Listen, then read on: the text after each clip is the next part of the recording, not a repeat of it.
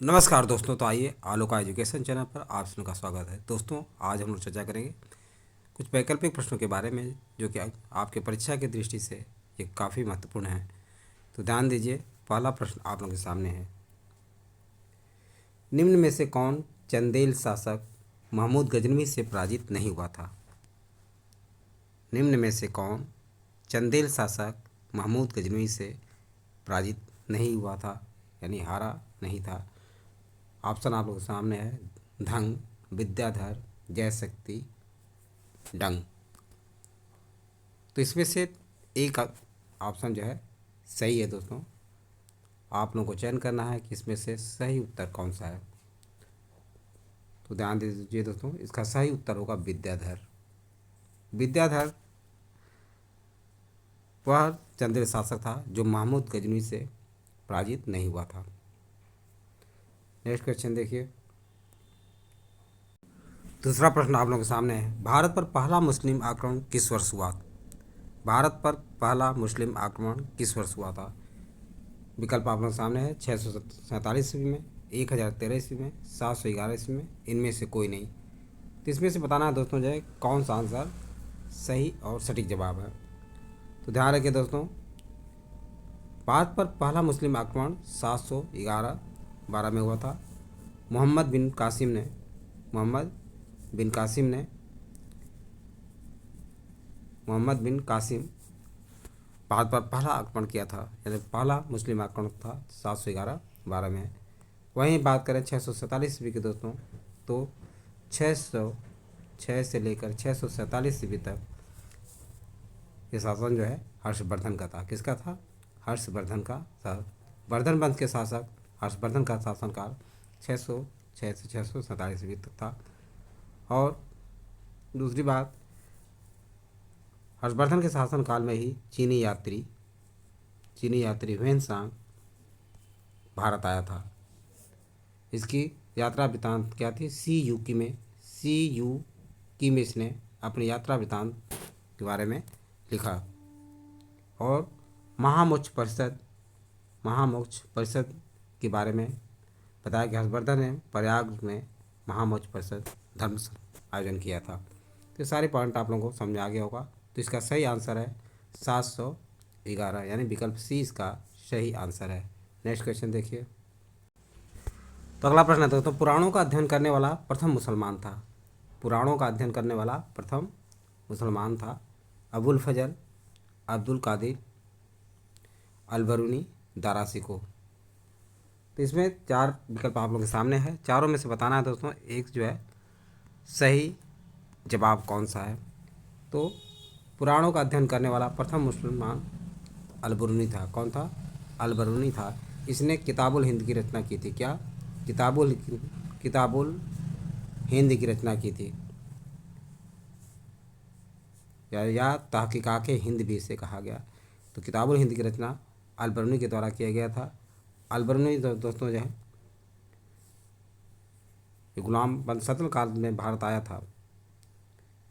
और अबुल फजल की बात करें तो अबुल फजल जो है अकबरनामा की रचना की थी। मुगल वंश का ये अकबर का दरबारी कवि था। दारा शिकोह की बात करें दोस्तों, तो दारा सिंह शिकोह जो है शाहजहाँ का पुत्र था। क्या था? शाहजहाँ का पुत्र था। और मुगल वंश में सबसे ज़्यादा जो है पढ़ा लिखा इंसान था। इसने उपनिषद की रचना की। उपनिषद का क्या कराया था? फारसी में अनुवाद करवाया था। दारा शिकोह को द्वितीय अकबर के नाम से भी जाना जाता है, यानी द्वितीय अकबर भी कहा जाता है, क्योंकि ये दारा शिकोह में अकबर के बहुत सारे लक्षण विद्यमान थे।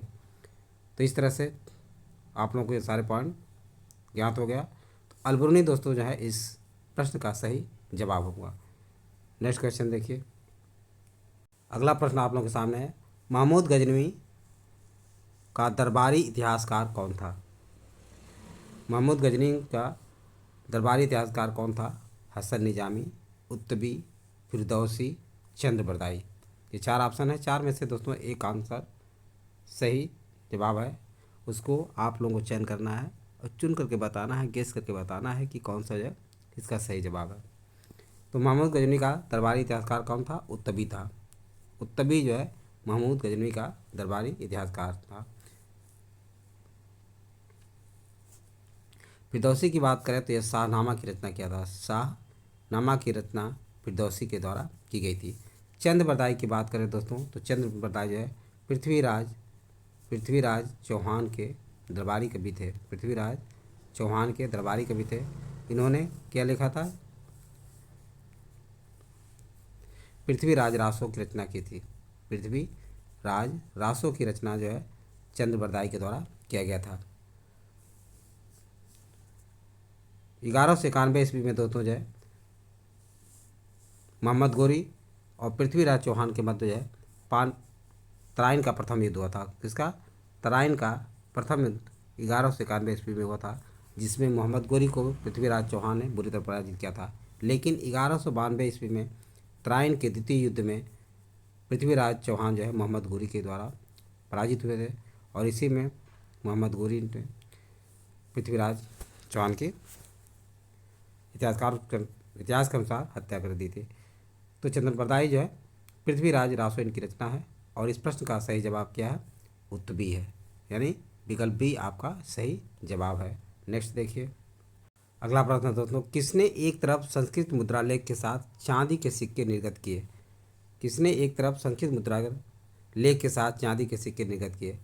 मोहम्मद बिन कासिम, महमूद गजनवी, शेर शाह, अकबर।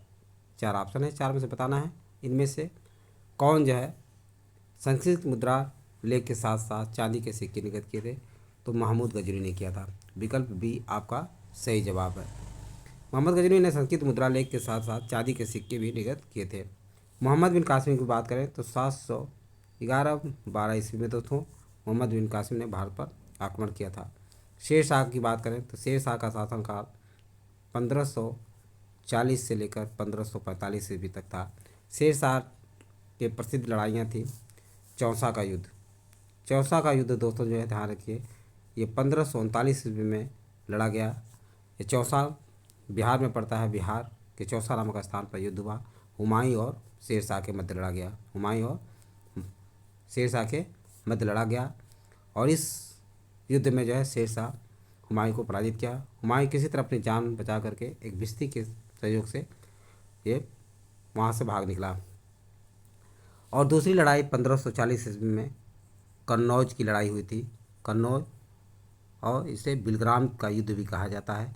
तो ध्यान रखिए, बिलग्राम युद्ध, कन्नौज का युद्ध 1540 में शेर शाह और हुमायूं के मध्य लड़ा गया था। इसमें भी शेर शाह ने हुमायूं को पराजित किया और यहाँ से दिल्ली की सत्ता पर शेर शाह का अधिकार हो गया। इस तरह से हुमायूं पराजित होकर के यहाँ से भाग निकला और 15 वर्ष तक यायावार जीवन या भागते हुए बिताया। अकबर की बात करें, अकबर हुमायूं का पुत्र था और अकबर के शासनकाल में 1556 ईस्वी में दोस्तों जो है पानीपत का द्वितीय युद्ध हुआ था। तो ये सारी बात पॉइंट आप लोग को समझ में आ गया होगा। इसका सही जवाब है विकल्प बी महमूद गजनवी, यानी महमूद गजनवी ने संस्कृत मुद्रा लेख के साथ साथ सिक्के, चांदी के सिक्के भी जारी किए थे, निर्गत किए थे। नेक्स्ट देखिए अगला प्रश्न आप लोगों के सामने है, निम्नलिखित में से मध्य एशिया के किस शासक ने 1192 ईस्वी में भारत को जीता? जलालुद्दीन मांगबरनी, गजनी का महमूद, शहाबुद्दीन मोहम्मद गोरी, चंगेज खां। तो दोस्तों ध्यान रखिए, 4 विकल्प में एक विकल्प सही है। तो शहाबुद्दीन मोहम्मद गोरी ने भारत को जीता था। 1192 ईस्वी में दोस्तों तराइन का द्वितीय युद्ध हुआ था। तराइन का द्वितीय युद्ध हुआ था, यह युद्ध पृथ्वीराज चौहान और मोहम्मद गोरी के मध्य लड़ा गया था, जिसमें मोहम्मद गोरी ने पृथ्वीराज चौहान को पराजित किया था। तो इस तरह से मध्य एशिया का शासक शहाबुद्दीन मोहम्मद गोरी ने 1192 ईस्वी में भारत को जीता था। चंगेज का बात करें तो चंगेज खां जो है क्या था? एक मंगोल आक्रमणकारी था। तो ये बातें आप लोगों को समझ में आ गया। विकल्प सी इसका सही जवाब है। नेक्स्ट क्वेश्चन देखिए, राज्य के नीति निर्देशक सिद्धांतों को भारतीय संविधान में शामिल किए जाने का उद्देश्य है। राज्य के नीति निर्देशक सिद्धांतों को भारतीय संविधान में शामिल किए जाने का उद्देश्य है। विकल्प है राजनैतिक प्रजातंत्र को स्थापित करना, सामाजिक प्रजातंत्र को स्थापित करना, गांधीवादी प्रजातंत्र को स्थापित करना, सामाजिक और आर्थिक प्रजातंत्र को स्थापित करना। तो इसमें से बताना है कौन सा। चलिए बताइए। तो इसमें ध्यान रखें दोस्तों, विकल्प डी यानी सामाजिक और आर्थिक प्रजातंत्र को स्थापित करना ही राज्य के नीति निर्देशक सिद्धांतों का भारतीय संविधान में शामिल करने का उद्देश्य था, यानी सामाजिक और आर्थिक प्रजातंत्र को स्थापित करने का। तो विकल्प डी आपका सही जवाब है। नेक्स्ट देखिए, वह युद्ध जिससे भारत में मुस्लिम शक्ति की स्थापना हुई। तराइन का प्रथम युद्ध, तराइन का द्वितीय युद्ध, पानीपत का प्रथम युद्ध, पानीपत का द्वितीय युद्ध। तो ध्यान रखिए दोस्तों, वह युद्ध जिसमें भारत में मुस्लिम शक्ति की स्थापना हुई, तो तराइन का द्वितीय युद्ध था जिसमें मुस्लिम शक्ति की स्थापना हुई थी। तराइन का प्रथम युद्ध 1191 ईस्वी में लड़ा गया था। तराइन का द्वितीय युद्ध 1192 ईस्वी में मोहम्मद गोरी और पृथ्वीराज चौहान के मध्य लड़ा गया था। पानीपत का प्रथम युद्ध हुआ था 1526 ईस्वी में दोस्तों, अप्रैल 1526 ईस्वी 21 अप्रैल को बाबर और इब्राहिम लोदी के मध्य लड़ा गया था। वहीं पानीपत का द्वितीय युद्ध जो है अकबर और हेमू के मध्य लड़ा गया था 1556 ईस्वी में लड़ा गया था। अकबर का सेनापति कौन था? बैरम खां था। ये सारी पॉइंट आप लोगों को समझ में आ गया होगा। इस प्रश्न का सही जवाब क्या है? तराइन का द्वितीय युद्ध है। तराइन का द्वितीय युद्ध है। नेक्स्ट, निम्नलिखित में से कौन एक राज्य के नीति निर्देशक सिद्धांतों का उद्देश्य नहीं है? ध्यान रखिए। एक कल्याणकारी राज्य की स्थापना करना, सामाजिक आर्थिक न्याय को सुनिश्चित करना, एक धार्मिक राज्य की स्थापना करना, एक धर्मनिरपेक्ष राज्य की स्थापना करना। तो ध्यान रखिए दोस्तों, इसमें विकल्प सी आपका सही और सटीक जवाब है। भारतीय संविधान नीति निर्देशक सिद्धांतों का उद्देश्य क्या था? एक कल्याणकारी राज्य की स्थापना करना, ये बात सत्य है। सामाजिक आर्थिक न्याय को सुनिश्चित करना, यह भी बात सत्य है। एक धर्मनिरपेक्ष राज्य की स्थापना करना, ये भी बात जो है पूर्ण रूप से सही है। तो 3 पॉइंट जो है इसमें सही हैं, लेकिन धार्मिक राज्य की स्थापना करना नीति निर्देशक सिद्धांतों का प्रमुख उद्देश्य नहीं था, उसमें उद्देश्य में शामिल नहीं था। तो बात आप लोग समझ में आ गई होगी। नेक्स्ट क्वेश्चन देखिए। अगला प्रश्न है, भारतीय संविधान में सम्मिलित नीति निर्देशक तत्वों की प्रेरणा किस संविधान से प्राप्त हुई?